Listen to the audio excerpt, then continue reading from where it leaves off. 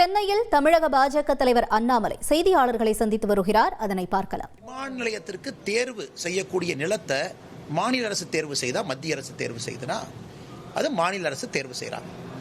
தமிழகத்தை பொறுத்தவரை எதிர்க்கட்சி தலைவராக அப்போது இருந்த மு.க. ஸ்டாலின் அவர்கள் சென்னைக்கு ஒரு புதிய விமான நிலையம் வேணும்னு இவரும் கேட்டாங்க. ஆட்சியில் இருந்த அனைத்து இந்திய அண்ணா திராவிட முன்னேற்ற கழகம் 2019 அவங்க இங்கிருந்து அனுப்புறாங்க. அவங்க இங்கிருந்து மத்திய அரசிற்கு அனுப்பிய பட்டியலில் பரந்தூர் இருக்கு, மாமந்தூர் இருக்கு, 2 பேருமே இருக்கு.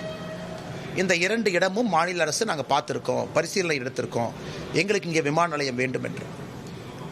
2021 மே மாதத்தில் ஆட்சிக்கு வந்த திராவிட முன்னேற்ற கழகம் அவங்க ஆட்சிக்கு வந்தோடனே மாமந்தூரை டிராப் பண்ணிட்டு அவங்க அனுப்பக்கூடிய ப்ரொபோசலில் பரந்தூர் இருக்கு, பன்னூர் இருக்கு.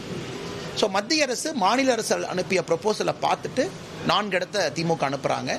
அதில் மத்திய அரசு பரிசீலனை பண்ணி மாநில அரசுக்கு பரந்தூர், பன்னூர் 2ம் ஒப்புதல். ஏன்னா அவங்க செக் பண்ணுவாங்க, ஃப்ளைட் வர முடியுமா, நியரஸ்ட் ஏர்போர்ட்லேருந்து எவ்வளோ தூரம், இதுக்கு பக்கத்தில் இன்னொரு ஏர்போர்ட் 150 கிலோமீட்டர் ரேடியஸ் பிரச்சனை இருக்குது.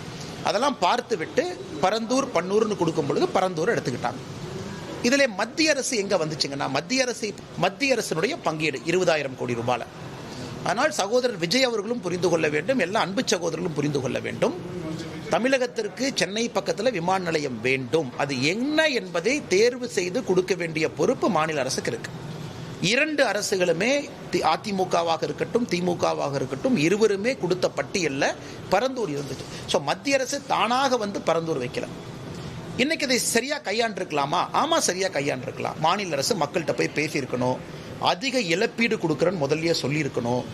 அங்கே குறிப்பாக பறவைகள் வருவதற்கான சரணாலயம் அங்கே இருக்குது, வெட்லேண்ட்ஸ் ஏரியா இருக்குது, அதையெல்லாம் மக்கள்கிட்ட பேசியிருக்கணும், விவசாய நிலங்கள் இருக்குது.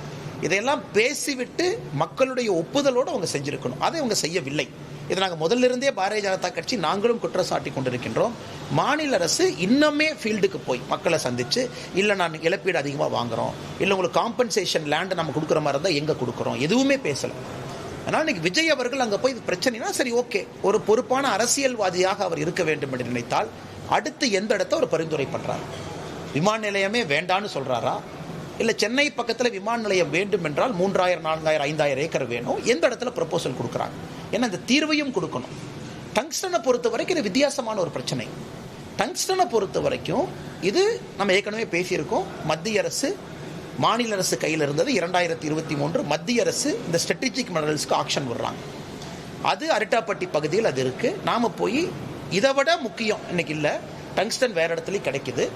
ஜார்க்கண்ட்லேருந்து எடுக்கிறீங்க, கர்நாடகாலேருந்து எடுக்கிறீங்க, அதனால் தயவு செய்து இந்த எங்களுக்கு வேண்டாம் அப்படின்னு அரிட்டாப்பட்டியை பற்றி நம்ம சொல்கிறோம். இன்ஃபேக்ட் நாளை மறுநாள் நாங்கள் மறுபடியும் அமைச்சர் கிஷன் ரெட்டி அவர்களை சந்தித்து இதற்கு நிரந்தர தீர்வு நாளை மறுநாள் கொடுக்க இருக்கின்றோம். ஸோ அதனால் அந்த பிரச்சனை வேறு, இந்த பிரச்சனை வேறு. விமான நிலையம் வேண்டும், வேண்டும், எங்கே வேண்டும் நீங்கள் சொல்லுங்கள். டங்ஸ்டனை பொறுத்த வரைக்கும் இந்தியாவில் வேறு இடத்துலையும் கிடைக்குது. அதனால் சென்னையில் வந்து இந்தியாவில் இருக்கக்கூடிய பெரும் நகரத்தில் வெறும் 1000 ஏக்கரை வைத்துக்கொண்டு ஒரு விமான நிலையத்தை எப்படி நடத்த முடியுங்க? இந்தியா முழுவதும் இன்னைக்கு 158 டபுள் ஏர்போர்ட்ஸ் டபுள் ஆயிடுச்சு. அதனால் ஆக்கப்பூர்வமாக பிரச்சனையை கையாண்டு அதற்கு தீர்வு கொடுக்குறவங்க தான் நல்ல அரசியல்வாதிகளாக வருவாங்க. அதனால் மாநில அரசு இந்த பிரச்சனையை சரியாக கையாண்டிருக்கணும், செய்யலை. இன்னைக்கு விஜய் அவர்கள் எரிகிற நெருப்பில் எண்ணெய் ஊற்ற போறாரா, இல்லை எரிகிற நெருப்பை அணைத்து விட்டு அதற்கான தீர்வை கொடுக்க போறாரா அப்படிங்கிறத முக்கியம். இதற்கு முன்பு தமிழக அரசில் எரிகிற நெருப்பில் நானும் எண்ணெய் ஊற்றிட்டு போறேன், போற போக்கில் எண்ணெய் ஊற்றினா அது பெருசாக தான் வரும். அதனால் இதற்கு எல்லா பக்குவமாக செயல்பட்டு மக்களுக்கும் பிரச்சனை இல்லாமல் பரந்தூரில் இருக்கக்கூடிய எல்லா அன்பு சகோதர சகோதரிகள் யார் ஆர்ப்பாட்ட போராட்டத்தில் இருக்கின்றார்களோ அவர்களுக்கும் நல்லது பண்ணி நாட்டினுடைய வளர்ச்சி, தமிழகத்தினுடைய வளர்ச்சிக்கும் நல்லது பண்றதுக்கு இந்த அரசியல் கட்சிகள் முயற்சிக்க வேண்டும்.